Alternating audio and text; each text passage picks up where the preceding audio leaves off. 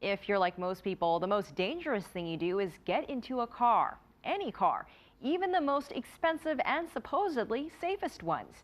CCTV's Sean Caleb's reports on the latest American safety tests that might surprise you. The driver airbag can sometimes move out of position. It's a graphic example of what happens to even the most expensive, well-made cars during an off-center collision. It's called a small overlap crash test, developed by a leading insurance trade association for 2012 vehicles. This new small overlap crash test replicates what happens when only a small portion of a vehicle's front end strikes another vehicle or an object, like a pole or a tree. 11 luxury cars were tested, traveling at just over 64 kilometers per hour. That's 40 miles an hour in the U.S. 8 of them limped away with marginal or poor ratings. Lincoln's MKZ received a poor rating. Drivers' heads and chests are particularly at risk in small overlap crashes because the steering wheel and the driver airbag can sometimes move out of position. In this Lincoln MKZ, the dummy's head didn't even touch the airbag. The Insurance Institute of Highway Safety is conducting these tests because cars have gotten much better at absorbing head-on collisions, or so-called T-bone wrecks. These are some real cars that suffered through punishing overlap crashes, a very common type of accident. Holly Mangione was involved in one, suffering a concussion, fractured cheekbone, shattered teeth, and deep cuts. I don't think it was just hitting glass. I think it was hitting something hard that did that, because it was pretty deep laceration. The Mercedes C-Class vehicle didn't fare well in the test, receiving a poor rating.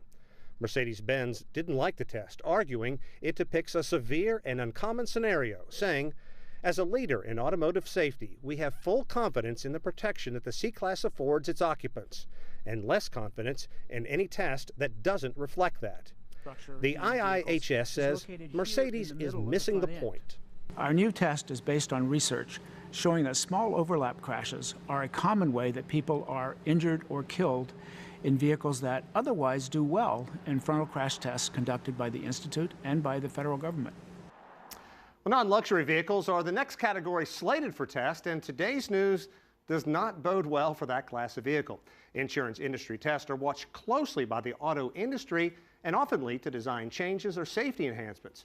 Good scores also routinely, Elaine, end up in car commercials that we've all seen. I mean, it's surprising to see Mercedes, but how about other cars that did well? What cars did well? Yeah, there are only 2 cars that received the good score and 1 received moderate. The good Acura TL and Volvo S60, and the acceptable was Nissan's Infiniti G Series. So obviously Mercedes probably not happy, but what about other car manufacturers? Are they taking this information to heart? Are they planning to make any design changes? Yeah, you know, car makers do take this information to heart. Indeed, tonight Toyota, Lexus issuing a statement basically saying that the latest news raises the bar, and the car manufacturers are going to have to take this information to heart. They're going to have to make the design changes in future vehicles. And so Toyota embracing this, and it's interesting because the Lexus IS ES received a poor rating, but Toyota is still saying it's a good test, and at the end of the day, if it saves lives, it's going to be good for everyone.